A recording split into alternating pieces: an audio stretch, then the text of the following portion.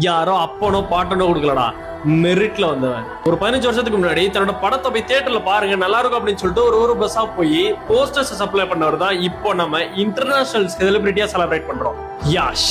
இவரோட ஜேர்னி பத்தி நீ கொஞ்சம் தெரிஞ்சுக்கலாமா? இது 30 டேஸ் ஆஃப் இன்ஸ்பைரிங் கேரக்டர் சீரிஸ்ல டே 1. நான் உங்களுக்கு பெரோஸ். இந்த மாதிரி வீடியோ பத்தி ஃபாலோ பண்ணி வச்சுக்கோங்க. ஆக்சுவலி இவரோட உண்மையான பேர் யாஷே கிடையாது, நவீன் குமார் கவுடா. இவரோட அப்பா கவர்மெண்ட் பஸ் டிரைவரா இருந்தவர். சின்ன வயசுல இருந்து யாஷ்க்கு ஆக்டிங்ல அவ்வளவு இன்ட்ரெஸ்ட். ஸ்கூல் முடிச்சதுக்கு அப்புறம் உடனே பெங்களூர் போயிட்டாரு. இங்க ஒரு தியேட்டர் ஆர்ட் கம்பெனில ஜாயின் பண்ணி தி கிரேட் லெஜெண்டரி டிராமாட்டிஸ்டான பிவி கரந்த் அவரோட ஒர்க் பண்ணி இருந்திருக்காரு. அப்போ யாஷோட ஒரு நாள் சம்பளம் எவ்வளவுன்னு தெரியுமா?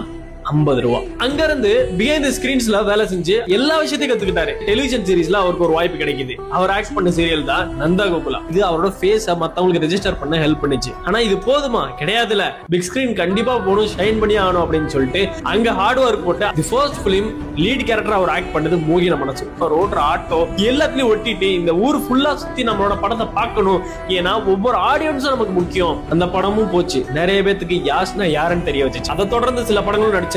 அதுல முக்கியமான படங்கள் டர்னிங் பாயிண்டா வேலை செஞ்சது தான் Googly and mister and missus Ramachari movie. யாஷுக்கு கன்னட இண்டஸ்ட்ரியில ஒரு ஹீரோ அப்படின்ற ஒரு அங்கீகாரத்தை கொடுத்தது. Then the life moment change. Prashanth Neel KGF ஓட ஸ்கிரிப்ட யாஷ் கிட்ட கொண்டு வந்து கொடுக்கிறாரு. அங்கதான் யாஷாவோ இருந்தவங்க தி ராக்கி பாயா மாறுறாங்க. Rest is history.